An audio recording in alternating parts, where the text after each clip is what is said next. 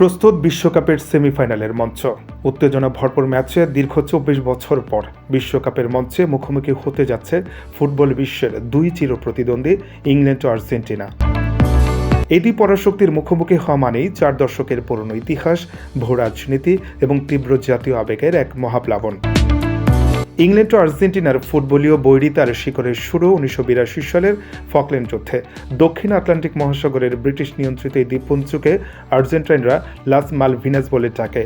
এই দ্বীপের নিয়ন্ত্রণ নিয়ে দুই দেশের মধ্যে সংঘটিত ৭৪ দিনের রক্তক্ষয়ী যুদ্ধে প্রাণ হারান ৯০০ জনেরও বেশি মানুষ।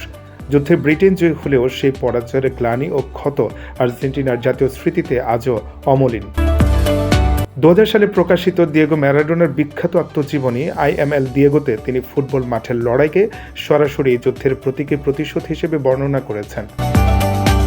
১৯৬৬ বিশ্বকাপের কোয়ার্টার ফাইনালটি কেবল একটি ম্যাচ নয়, বরং আধুনিক ফুটবলের আইন পরিবর্তনের অনুঘটক। ইংল্যান্ডের কাছে ১-০ গোলে আর্জেন্টিনার পরাজয়ের সেই ম্যাচটি আজও লাতিন দেশটিতে শতাব্দীর চুরি নামে কুখ্যাত।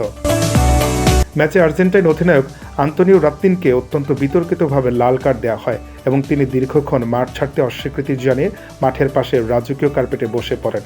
মাঠে সেই নজিরবিহীন বিশৃঙ্খলা ফিফাকে বাধ্য করে ফুটবলে শৃঙ্খলা ফেরানোর উপায় খুঁজতে, যার ফলে ১৯৭০ বিশ্বকাপে প্রথমবারের মতো হলুদ ও লাল কার্ড প্রবর্তিত হয়।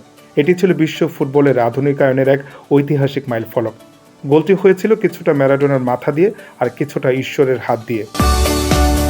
ইতিহাসের প্রতিটি অধ্যায় ১৯৬৬ এর বিতর্ক, ৮৬ এর ম্যারাডোনার জাদু এই দ্বৈরথকে এক অনন্য উচ্চতায় নিয়ে গেছে।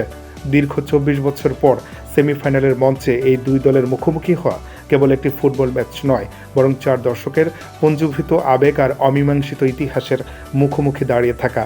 আটলান্টার এই লড়াই কি ইতিহাসের পুরনো ক্ষতগুলোকে সারিয়ে তুলবে, নাকি ফুটবলীয় নতুন কোনো বিতর্কের জন্ম দিয়ে এই যুদ্ধকে আরও কয়েক দশক দীর্ঘায়িত করবে? উত্তর মিলবে মার্সিডিজ বেঞ্জ স্টেডিয়ামের সবুজ গালিচায়।